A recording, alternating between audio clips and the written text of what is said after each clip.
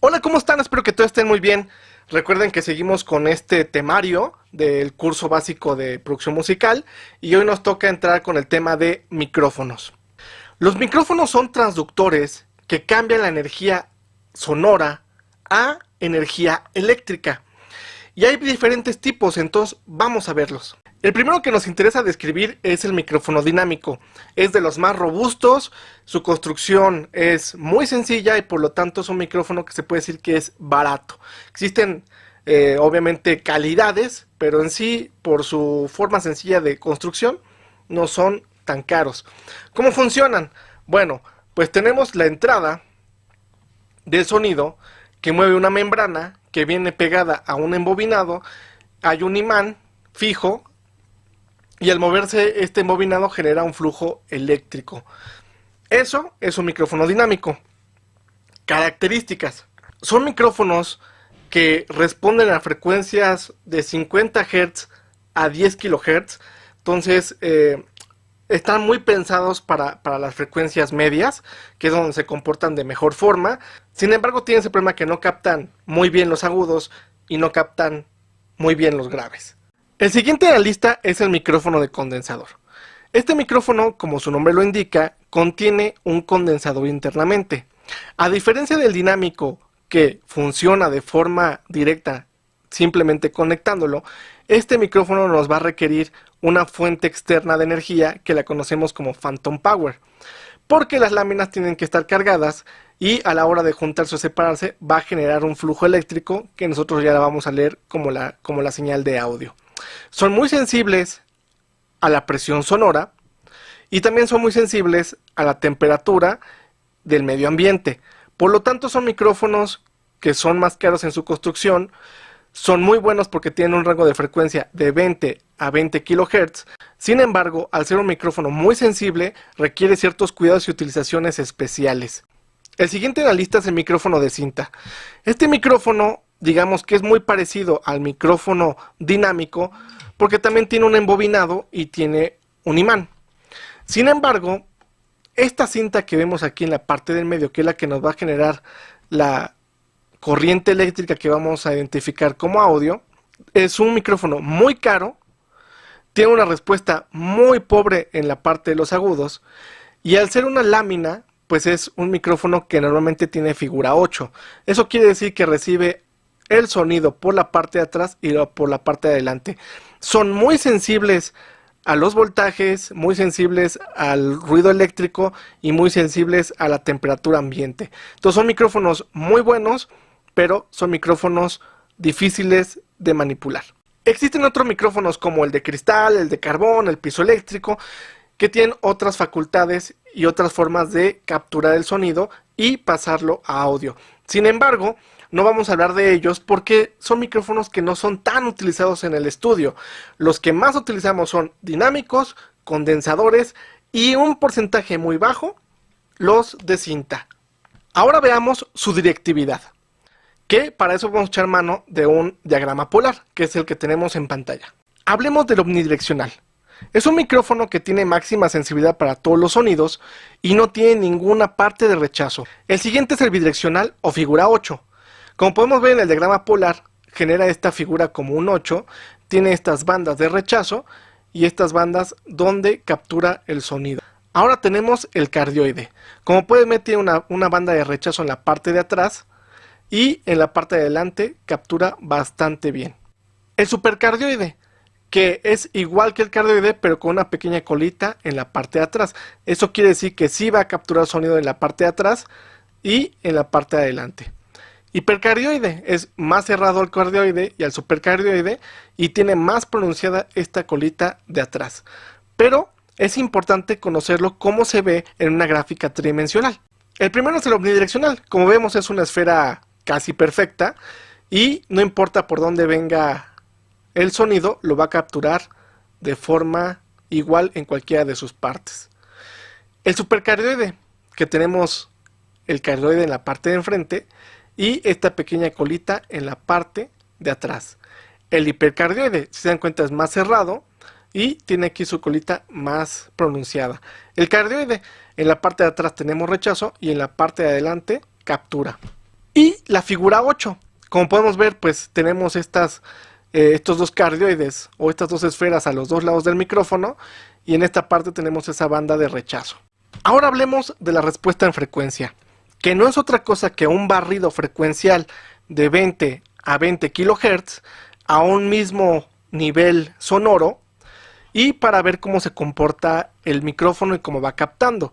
Entonces, como podemos ver aquí, por ejemplo, de 50 a 100 Hz tiene una pequeña caída, en la parte media se mantiene, y en la parte de 5 kHz a 20 kHz pues tiene esta subidita de agudos.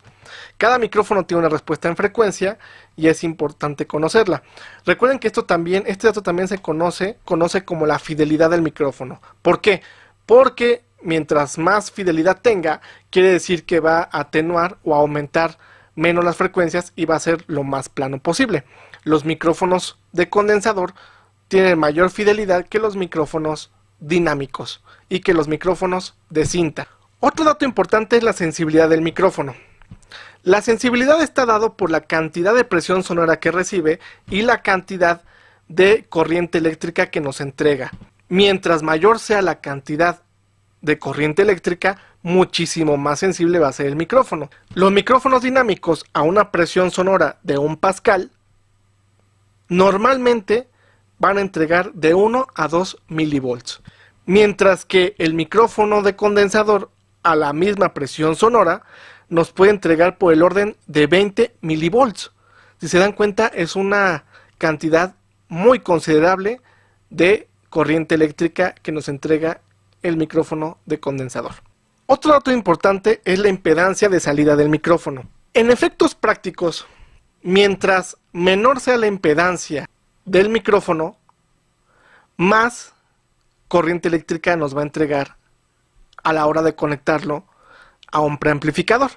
Para que tengamos un nivel de entrada lo más óptimo posible en nuestro preamplificador, el preamplificador tiene que tener una impedancia muchísimo más alta que el micrófono que vamos a conectar, ya medido junto con su cable.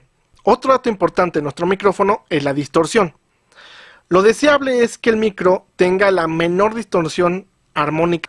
Sin embargo, si el micrófono es expuesto a popping, a ruido del viento o a una saturación de un sonido de mucha presión sonora, pues seguramente el micrófono va a distorsionar. Quiere decir que nuestro micrófono pierde la linealidad y que empieza a generar una salida no deseada. Ahora, veamos lo aprendido en una tabla de algún micrófono. En este caso vamos a usar el SM48 y vamos a ver qué datos nos dan en especificaciones. El SM48 es un micrófono dinámico. Su respuesta en frecuencia va a estar de 55 a 14 kHz. Su patrón polar es cardioide. La impedancia está en un orden de 150 a 270 ohms. Y esta tabla es interesante porque nos dice en qué impedancia nos puede funcionar muy bien este micrófono. Obviamente lo idóneo es que sean muchísimo mayores a este orden. Les digo, por el orden de 2000, de 3000, de 4000 ohms, que es lo que normalmente tenemos en un preamplificador. Y eso va a hacer una transmisión eléctrica bastante favorable. Nuestra sensibilidad de este micrófono está en el orden de 1.3 milivolts a 1 pascal. Ahora veamos su patrón polar. Como sabemos, es un micrófono cardioide. Esa medida se da a 1 kHz. Cuando nosotros cambiamos la frecuencia, pues el patrón polar va cambiando dependiendo del micrófono. En este caso, tenemos que a 1 kHz, pues tenemos el cardioide perfecto. Sin embargo, si nos vamos a 250 Hz, ya se hace un poquito hipercardioide. Igual, si empezamos a subir las frecuencias, empieza a tener un comportamiento diferente en la recepción de frecuencias. Recuerden que es importante entender que un micrófono no tiene únicamente un patrón, porque dependiendo de la frecuencia va a cambiar. Después tenemos nuestra respuesta en frecuencia, que nos dice que tenemos de 55 a 14 kHz. Y esta es la forma en la que se va a comportar. va a tener muy mala recepción en la parte de los graves, una muy buena recepción en la parte de los medios y un aumento en agudos en la parte de los medios altos. Y como es pensado en un micrófono dinámico, no va a capturar los agudos. Ahora veamos un condensador. Para eso vamos a utilizar el SM27, tipo condensador. Su respuesta en frecuencia va de 20 Hz a 20 kHz. Su patrón polar es cardioide, tiene una impedancia de 150 a 140, si se dan cuenta mucho menor que el dinámico. Va a entregar una sensibilidad muchísimo más alta que el dinámico, que andaba por el menos 57, este va a estar por el menos 37, entonces nos entrega muchísimo más milivolts por la misma presión sonora. En este caso sí nos dan la máxima presión sonora que soporta el micrófono. Obviamente, según la impedancia que estemos trabajando, este valor va a cambiar. Vamos a quedarnos con este. Soporta 133 decibeles de presión sonora a 1 kHz, normalmente medido a 1 metro de distancia. Y si le ponemos el pad, que este tiene un pad de menos 15 decibeles, va a soportar hasta 147 decibeles. También tenemos el dato de nuestra señal de ruido. La señal de ruido es de 84.5 decibeles. Eso quiere decir que la diferencia entre el ruido ambiente y la señal que llega al micrófono, tenemos una diferencia de 84.5 decibeles. Eso quiere decir que nuestra señal primaria va a estar 84.5 decibeles por encima del ruido ambiente. También nos dan el rango dinámico, y en el rango de 1000 ohms está por 123 decibeles de rango dinámico. Eso es lo que nos va a soportar entre el punto más bajo y el punto más alto. Ahora, en nuestra banda de rechazo vamos a tener hasta 50 decibeles de rechazo. Obviamente, seguramente es en la parte de atrás del micrófono, que es donde está el cardioide armado. Nuestro nivel de recorte en 1000 ohms va a ser de 1 decibel, que lo conocemos como el clipping o ya la distorsión armónica que vamos a tener en este micrófono. El ruido interno de este micrófono, por la circuitería que tiene, es de 9.5 decibeles. La verdad, muy poco para el tipo de micrófono. Y como último dato, pues sabemos que tenemos el requerimiento de 48 volts, que lo conocemos como Phantom Power, a 5.4 miliamperes. Ahora veamos su diagrama polar. Al igual que el dinámico, dependiendo de la frecuencia que estemos utilizando, va a cambiar nuestro diagrama polar. Lo que podemos ver es que 250 a 1 kHz se comporta como un cardioide.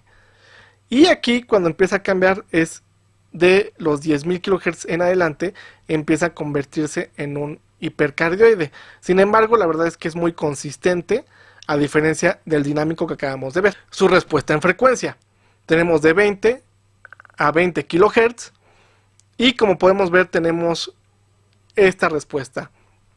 Capta muy bien los graves, capta muy bien los medios, acentúa los agudos y capta realmente toda la parte aguda.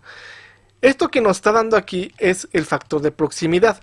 Recuerden que el micrófono, conforme se acerca más a la señal, a lo que lo está emitiendo, va a tener un efecto que le llamamos efecto de proximidad, que puede generar distorsión o puede aumentar ciertas frecuencias. Normalmente lo que pasa es que empieza a aumentar las frecuencias graves. Por eso aquí nos marca que tenemos a 60 centímetros. Este es el factor de proximidad que tenemos. Pues espero que este video sea de tu utilidad. Cuídate mucho. Hasta luego.